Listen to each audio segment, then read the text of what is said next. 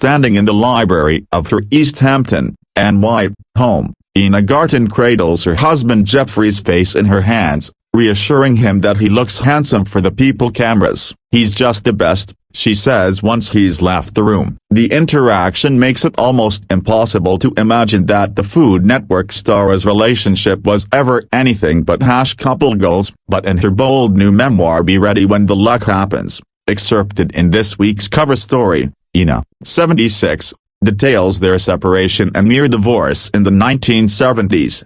Ina was working overtime running the Barefoot contest, a specialty food store that would later launch her fame, and Jeffrey expected a wife that would make dinner. She tells People, "There were certain roles that we played, and I found them really annoying." Ina says, "I felt that if I just hit the pause button, I would get his attention." At the time, Ina had quit her job in Washington, D.C., where her and Jeffrey both worked in the White House, to run the Barefoot contest. Jeffrey stayed in D.C. and came to the Hamptons on weekends. "When I bought Barefoot Contessa, I shattered our traditional roles. I took a baseball bat to them and left them in pieces," Ina writes in her memoir, out October 1st. "While I was still cooking, cleaning, shopping, managing at the store, I was doing it as a businesswoman, not a wife. My responsibilities made it impossible for me to even think about anything else. There was no expectation about who got home from work first and what they should do,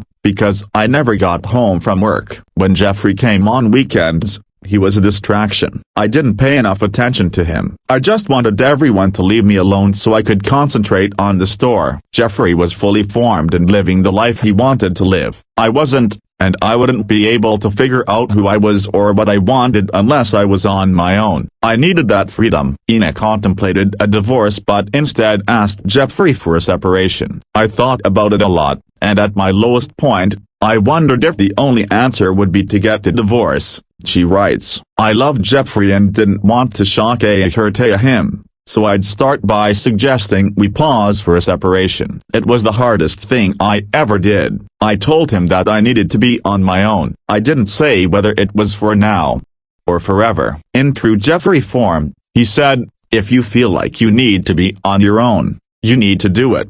He packed his bag and went home to Washington with no plan to come back. "I buried my emotions and threw myself into my work." Ina told Jeffrey he'd need to see a therapist if he wanted her back. She hoped a professional would help him see her as a partner with an equally important voice. 1 hour, that's all Jeffrey needed, Ina tells People. He went once for an hour and totally got it. Jeffrey's willingness to see the therapist was as significant as anything that might happen during their session, she writes, and Be Ready When the Luck Happens. "He was that determined to convince me he was serious about making our marriage work." 6 weeks passed. "We talked, we listened, and more important, we heard each other when we aired our concerns. Moving forward, we could be equals who took care of each other. It wouldn't happen overnight, but if we worked toward the same goal, we could change things together." They came out of that time stronger than ever. Jeffrey, 77, now a professor at Yale,